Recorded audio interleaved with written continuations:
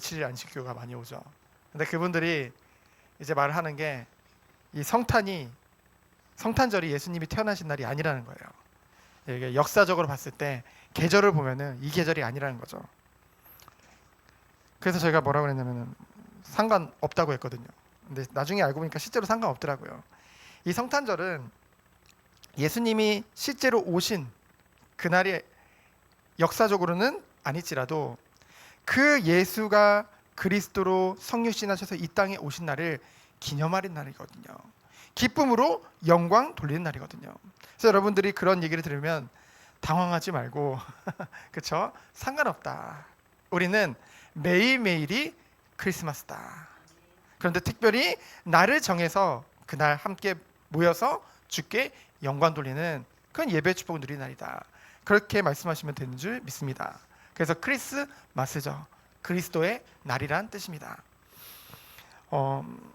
우리가요 이런 생각을 해봤어요. 제가 오늘 아침에 예수님이 지금 오시지 않았다면 우리는 어떤 삶을 살고 있을까? 이 기쁨, 이 감사, 이 감격, 그렇잖아요. 우리가 한 해를 마무리하는 시점이거든요. 좋은 일만 있었습니까? 모든 것이 형통했습니까? 아니거든요. 세상적으로 봤을 때는 이런 문제 저런 문제 있을런지 모릅니다. 하지만 그 모든 상황 속에서도 감사할 수 있는 이유는 무엇입니까? 그리고 또 새해를 맞이하면서 우리가 참 소망을 가질 수 있는 이유는 무엇입니까? 바로 빛으로 오신 예수 그리스도가 내게 생명을 주셨고요. 나를 자녀 삼아 주셨고요. 나의 모든 것들을 완전하신 은혜 안에서 인도하신다는 사실이 믿어지기 때문에, 그래서 그것에 감사와 감격으로 올 한 해 마무리하고 새해를 맞이할 수 있는 것이죠. 그분이 어떻게 오셨는데요? 겸손의 왕으로 오셨죠. 이 땅에 오늘 말씀과 같이 말씀이 육신이 되어 성육신하셔서 이 땅에 오셨습니다. 왜 그래야만 했나요? 완전한 거룩하신 그 하나님이 하늘 보좌에서 모든 존귀와 영광을 받으실 그 하나님이신 예수님이 왜 이 땅에 낮고 낮은 모습으로 오셔야만 했을까요? 누구를 위해서인가요?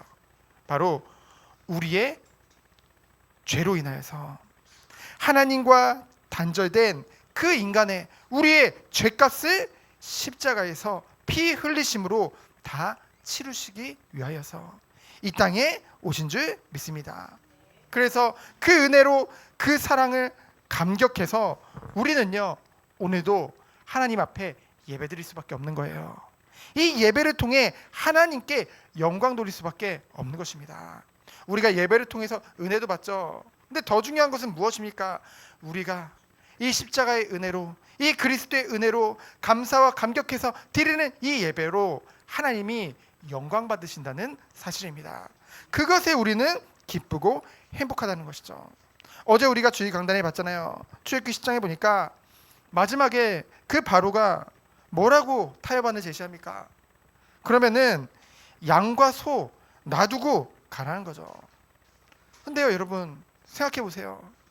우리가 어찌 이 예배의 자리로 오는데요, 이 희생제물 되시는, 이 화목제물 되시는 그 어린 양 되시는 그 예수 그리스도의 그 보혈을 의지하지 않고 어찌 이 자리에 나올 수 있겠습니까?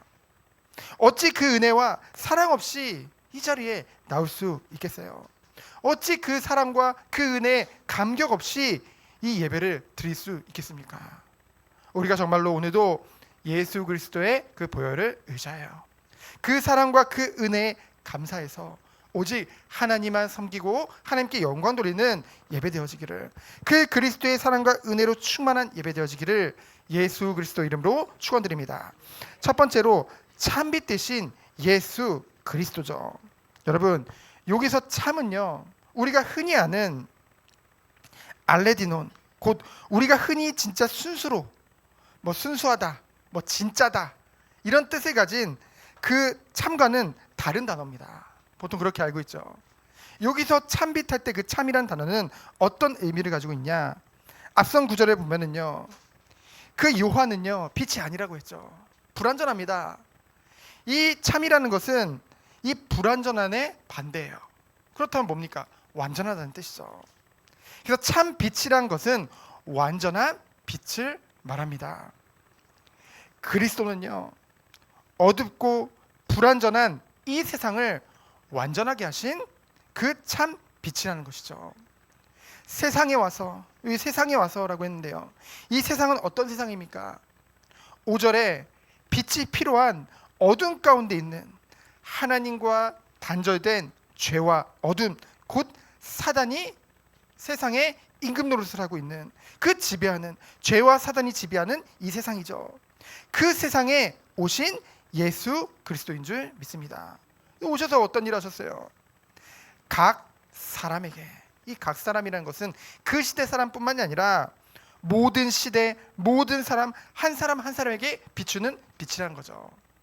우리에게도 이 빛이 임했잖아요. 2023년, 이게 주후 2023년이잖아요. 예수님이 오심을 기준으로 해서 지금 년도를 세고 있잖아요. 2023년 전에 오신 그 그리스도, 그 빛이 지금도 우리에게 비춰지고 있죠. 그가 세상에 왔을 때, 그가 세상에 계셨으며, 무엇을 말합니까? 예수님의 공생애를 말하죠. 세상은 그로 말미암아 지은 바 되었으며 세상이 그를 알지 못하였고. 이 말은 무엇입니까? 예수님은 성삼위 그 하나님 중에 제2위이신 그 창조주 하나님이시죠. 그런데요, 세상이 그를 알지 못했어요. 심지어는 자기 땅, 곧 자기 백성, 누구를 말할까요? 우리가 지금 출애굽기를 통해서 이스라엘 백성들이 얼마나 그 하나님의 사랑과 그 은혜를 깨닫지 못하고 끊임없이 방황하는 것을 우리는 보게 되어지잖아요. 앞으로 더욱더 나올 거거든요. 지금 애굽과 바로의 주안점이 있지만은 이후에는 그 하나님의 그 백성인 이스라엘 백성들이 얼마나 그 애굽에서 있었던 것들이 쉽게 고쳐지지 않는지요. 하나님을 떠나 있던 그 죄 가운데 빠져 있던 그것들이 얼마나 해결이 안 되는지 우리는 보게 되어질 텐데요. 그들조차도 하나님을 영접하지 않았대요. 우리가 보잖아요. 하나님은요, 그 백성, 하나님의 백성을 하나님의 소유로 강하게 주장하시는 분이시거든요. 우리 한 사람 한 사람을 볼 때 하나님은요, 나의 피값으로 산 귀한 백성. 여러분 스스로 여러분을 포기할지 몰라도, 여러분 스스로 여러분의 그 관계된 사람들을 포기할지 몰라도 하나님은 절대로 포기하시는 분이 아닙니다. 단 한 마리의 양도 잃지 않으시는 분이 하나님이시거든요. 그 하나님은 우리를 자기의 소유로 부르신 거예요. 또한 우리와 관계된 현장, 업 또한 하나님의 소유로, 기업으로 부르신 것이죠. 우리는 이것에 확신 가지고 나가는 것입니다. 근데 어떻게 했대요? 영접하지 않았대요. 이것은요, 개인의 영접을 말하는 것이 아니라 여기서 말하는 건 집단적으로 영접, 이 복수가 쓰였거든요. 원어로 보면은. 그건 뭐냐면요, 그 이스라엘 백성들이 개개인적으로가 아니라 민족적으로 완전히 하나님을 거부한 거예요. 그래서 이사야서 1장 2절로 3절에 보면은 뭐라고 했냐면요, 빛으로 오신 예수 그리스도를 영접하지 않았죠. 그래서 그 이스라엘은요, 선민임에도 불구하고 여전히 어두운 집으로 남아있다고 했습니다. 이사야서에 보면요. 근데 여러분도 알다시피 지금도 겉으로는 뭐 유대인이 세상을 뭐 장악했다, 뭐 유대인이 많은 부분들의 쓰임을 받고 있다, 뭐 노벨상도 많이 받았다 하지만은 여전히 어두운 집으로 남아있는 것을 우리는 보게 되어집니다. 그것이 바로 예수 그리스도의 그 은혜를 깨닫지 못하면요, 그럴 수밖에 없다는 것이죠. 하지만 우리는 요한복음 1장 12절에 주목합니다. 뭐라고 했습니까? 영접하는 자, 곧 그 이름을 믿는 자들에게는. 여러분, 영접, 여기서 말하는 영접은 여러분도 아시겠지만 영접 기도를 말하는 게 아닙니다. 영접은 곧 그 이름을 믿는 거라고 했어요. 누구의 이름을 믿는 겁니까? 나를 위해서 십자가에서 죽으신 예수 그리스도, 나를 위해서 부활하셔서 내게 은혜의 선물로 믿음을 주셔서 우리가 그 예수 그리스도를 믿음으로 말미암아 구원하게 하신 그 예수 그리스도를 믿는 것, 그러한 자들에게는 뭐래요? 그러한 자에게는 이 뜻이 또 뭐냐면요, 누구든지 이방이든 뭐 이스라엘 민족이든 어디에 소속된지 상관없이 곧 그 이름 예수 그리스도를 믿는 자들에게는 뭐라고 했어요? 하나님의 자녀가 되는 권세를 주셨으니, 우리들을 하나님의 너무나 귀한 자녀로 부르신 줄 믿습니다. 이 자녀가 되는 권세를 가졌다고 했죠. 왜 그렇습니까? 왜 권세가 주어졌나요? 우리가 바로 왕으로 그 예수 그리스도를 영접했기 때문입니다. 나를 주관하시고 통치하시는 그 하나님이라는 거죠. 앞으로도 영원까지 우리가 순종하고 우리가 따라가야 될 그 이름, 바로 예수 그리스도의 이름인 줄 믿습니다. 그래서 우리가 정말로 이것을 믿게 되면은 어떻게 되나요? 우리의 삶 가운데 이 은혜와 사랑이 나타날 수밖에 없다는 것이죠. 여러분, 성경을 보면요, 이 성경적인 믿음을 우리가 살펴보면은 뭡니까? 이 행위 또한 포함하고 있다는 것이죠. 믿음과 이 삶을 따로 볼 수 없는 것입니다. 그래서 요한복음 14장 22절에 보면은 뭐라고 말씀하셨습니까? 나의 계명을 지키는 자라야 나를 사랑하는 자니, 나를 사랑하는 자는 내 아버지께 사랑을 받을 것이요 나도 그를 사랑하여 그에게 나를 나타내리라. 언제 빛대신 그리스도가 우리의 삶을 통해서 나타납니까? 뭐예요? 나의 계명을 지키는 자라야. 새 계명을 너희에게 주노니 어떻게 하라고 했어요? 서로 사랑하라고 했어요. 그 그리스도의 완전한 사랑을 받았기 때문에 우리는 이 사랑을 가지고 방금 전에 우리 안수 집사님 기도하셨듯이 모든 사람을 사랑할 수 있는 것입니다. 이웃도 사랑하고요, 심지어는 원수까지도 사랑할 수 있는 것이죠. 그래서요, 이것은 사랑하기 때문에 구원받는 게 아니에요. 뭔가 선행을 하기 때문에 구원을 받는다는 것을 말하는 것이 아닙니다. 구원의 증거로, 믿음의 증거로 그러한 열매가 삶 가운데 나타날 수밖에 없다는 것이죠. 그래서 야고보서 2장 17절에 보면은 심지어는 행위가 없는 믿음은 죽은 믿음이라고 했잖아요. 그렇죠? 우리가 그 의미를 바로 알아야 될 것입니다. 구원의 증거로 우리의 삶 가운데 이 은혜가 나타날 수밖에 없는 거예요. 우리가 지난 청년 모임 때 같이 포럼하다가 우리가 살다 보면은 은근히 속일 때 있거든요, 사람들. 은근히 속일 때 있어요. 근데요, 이 말씀 안에 있다 보니까 그 작은 것까지도 양심에 막 걸리더래요. 요즘은 작은 것까지도. 그렇잖아요, 여러분. 뭐 예를 들면 예전에 어른들은 그런 적 있었을 거예요.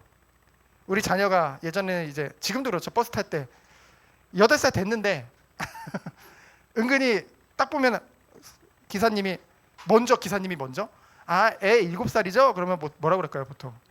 네, 맞습니다. 하겠죠, 보통은. 그렇죠.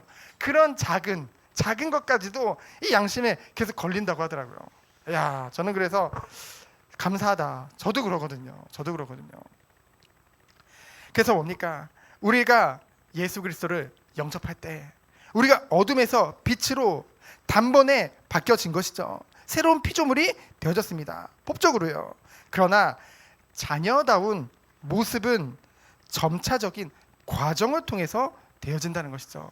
그것을 뭐라고 합니까? 성화라고 합니다. 그렇죠? 우리가요, 정말로 우리 자녀를 위해서 어제 말씀과 같이 정말로 기도해야 돼요. 물론 하나님의 시간표 하나님께 맡기는 게 맞습니다. 하지만 제가 그 말씀을 묵상하는데 제가 그렇더라고요. 이 게으름 그리고 그릇된 사랑, 저도 모르게 자녀들 보면 오냐 할 수밖에 없어요. 무조건 봐도 귀엽잖아요. 그러니까 웬만하면은 그 아빠들은 딸들한테 약하잖아요. 그러니까 웬만하면 넘어가거든요. 그리고요, 또 결국은 이런 영적인 부분을 하나님 분명히 부지런히 가르치라고 했는데 결국은 제가 부지런하지 않더라고요. 게으르더라고요. 그래서 제가 새해부터는 내가 좀 더 부지런히 아이들에게 마땅히 행할 길을 말씀을 통해서 가르쳐야겠다. 그렇죠? 하나님이 언제 바뀔 줄은 모르는 거예요. 제가요, 청소년 기간에 생각을 해보면은 청소년 때까지 한 번도 이 성탄 예배를 빠진 적이 없는데 성탄 예배가 하나도 기억이 안 나요. 왜냐면은 그게 하나의 문화였거든요. 교회 문화. 밤새 청소년분은 따로 저기 모여서 같이 놀았어요. 그리고 대학부 때도 밤새도록 많이 또 게임했어요. 그러니까 예배 자리로 오면은 자는 시간인 거예요. 자는 시간. 저희가 다녔던 교회는 또 본당도 작아가지고 본당에 못 들어왔거든요. 기회는 이때다 하고 그 따뜻한 그 저기 식당이 이렇게 바닥이었거든요. 거기서 바닥에 보일러 들어오니까 거기서 거의 자면서 예배드렸던 기억이 있습니다. 근데요, 어느 순간 또 하나님의 은혜 가운데 이제는 이 성탄의 의미를 더욱더 깊이 알게 되어지고, 정말 이제는 이 예배를 안 드리면 안 되겠다. 너무 감사하고 너무 기쁘니까 갈수록 하나님이 우리를 이제는 은혜 안에서 우리를 한 사람 한 사람 바꿔가실 줄 믿습니다. 그래서 뭡니까? 우리가 예수 그리스도를 믿는 것은 지식으로 되는 게 아니에요. 신앙생활은 지식이 아닙니다. 믿음으로 되어지는 것이죠. 근데 그 믿음은 어디서 와요? 들음에서 나며, 그 들음은 하나님의 말씀이라고 하셨습니다. 그래서 우리가요, 날마다 이 예배의 자리로 오는 것, 그리고 이제 새해에는 이제 구역 예배도 회복하고요. 이 구역 공과 가지고 구역에서만 드리는 것이 아니라 이제 청년들도 저 같이 할 거거든요. 함께 말씀 중심으로 함께 나누는 것이죠. 그리고 또 새생명 세상을 통해서 큐티를 매일매일의 삶 속에 이 말씀을 묵상하고, 감사한 것은 이번 총회에서 나온 그 구역군과 교재도 그렇고, 그리고 이 새생명 세상할 그 말씀도 말씀 성경 중심이거든요. 그리고 묵상 훈련을 계속하거든요. 하나님께서 이 은혜 안에서 우리의 믿음을 더욱더 성장시켜 나가시고, 또한 우리들을 하나님의 자녀다운 그 모습으로 바꿔 나가실 줄 믿습니다. 그래서 바울이 갈라디아 4장 19절에 보면은 뭐라고 했습니까? 그리스도의 형상을 이루기까지, 우리 한 사람 한 사람이 그리스도의 형상을 이루기까지 해산하는 수고를 기쁨으로 그것에 헌신한다고 했죠. 우리도 그 축복 속에 들어가기 원합니다. 우리 한 사람 한 사람이 뭐예요? 그래서 오직 하나님께로부터 난 자들이죠. 13절 말씀과 같이. 그래서 두 번째로 예수님이 성육신하신 그리스도인 줄 믿습니다. 말씀이 육신이 되어 우리 가운데 거하심에. 요한복음 1장 1절에 보니까 뭐라고 했어요? 말씀이 곧 하나님이라고 했죠. 그 하나님이신 예수님이 육신의 몸을 입고 이 땅에 오신 것입니다. 왜요? 우리 안에, 우리 가운데 거하시기 위해서. 왜요? 완전한 거룩한 하나님이 존귀와 영광으로 모든 것을 다 받으실 그 하나님이 그 하늘 보좌 버리시고 이 땅에 오신 이유는 누굽니까? 왜? 누구 때문입니까? 무엇 때문입니까? 바로 우리를 사랑하시기 때문에, 누구보다 공의 하나님이기 때문에 사랑하는 우리들이 죄로 더러워져서 살기를 바라지 않으시는 거예요. 저는 이 말씀을 묵상할 때마다 너무 감사해요. 하늘 보좌 버리시고, 이 표현이 얼마나 감동이 되는지요. 우리는 어떻게든 더욱더 높은 자리, 더욱더 대단한 거, 사람으로부터 영감받는 자리 다 원하잖아요. 근데 이미 그 모든 것을 받으신 그 하나님이 다 우리를 위해 다 버리시고 이 땅에 오셨다는 거죠. 연약하고 부족하고 우리가 봤을 때는 너무나 그 선한 게 없는 우리 한 사람 한 사람을 위해서 너무나 감사로 영광 드릴 수밖에 없는 줄 믿습니다. 그래서 그 안에 뭐예요? 은혜와 진리가 충만하더라. 이 축복 속에 들어가기 원합니다. 그래서 오늘도 정말로 이 성탄절을 맞이해서 오늘 온종일 그 사랑과 그 은혜에 감사하며 하나님께 영광 돌리는 그런 축복이 있기를 예수 그리스도 이름으로 축원드립니다. 시간 기도합니다. 하나님 감사합니다. 오직 하나님께 영광 돌리는 그 은혜와 사랑에 감사하며 주님만을 바라보며 오늘 최고의 감격과 감사함을 가지고 나아가는 우리 모든 성도들로 주께서 축복하여 주옵소서. 살아계신 예수 그리스도 이름으로 기도합니다. 아멘.